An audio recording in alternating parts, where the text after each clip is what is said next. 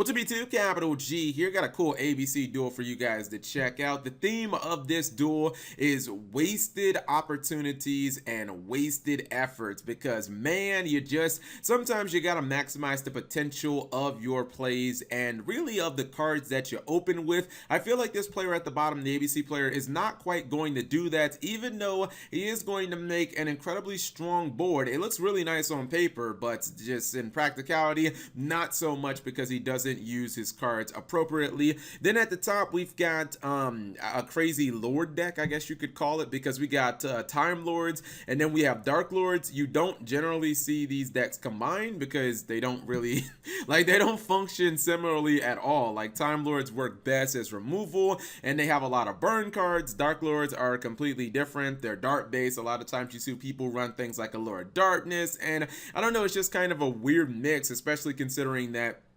the time lords, a lot of them are lights and the dark lords are dark, so it's just like they couldn't be any different. But let's go ahead and roll this. I think that both players actually have pretty good opening hands, to be honest. So anytime you open up with Union Hanger, I think you're in pretty good shape, especially when you can get, that is C on the field. Yeah, it is C with B. He's going to go Time Maiden, and then he's going to try and summon one of his Dark Lords. This is Zaphion. Is this the one that, I think this is the one that goes after back row, right? That shuffles him into the deck. Okay, it is. So that's going to get solemned. I would definitely do that too, because not only does that get it off the field, it protects your back row, including your, your Union Hanger, which is obviously pretty good. So you saw there that Ishel was used to draw 2. He also activated the banishment of the Dark Lords, and then he's going to go Superbia. Now, the thing about Superbia is Superbia can bring back the Ishel. So if I was him, I probably would be, I would be tempted. In fact, I wouldn't be tempted. I would just go ahead and commit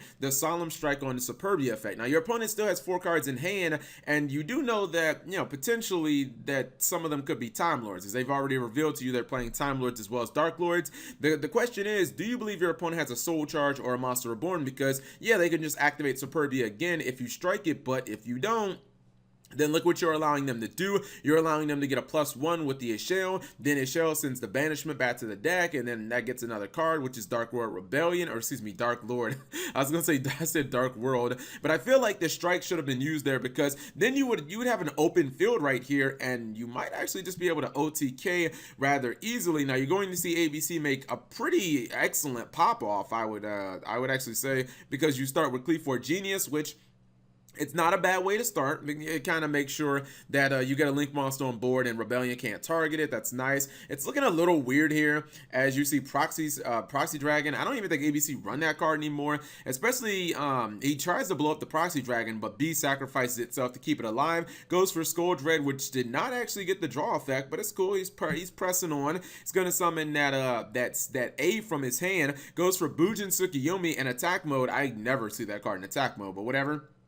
Gets a Scapegoat that is kind of dead here because he has way too many monsters on the board, and he ends with a pretty nice play of 2 Buster Dragons, a Borreload Dragon, and a SkullDread. But here's the problem, and this was just a colossal misplay. He pitches a card from the Buster Dragon to target the Ishel and get it off the field. Now keep in mind there will be no OTKing because he did use Soul Charge, but the problem is, what's stopping Ishel from just chaining her effect and threatening the Buster Dragon? And the answer would be nothing, which means he has to use the strike anyway. So it's like, dude, you just used 2 cards to kill an Ishel.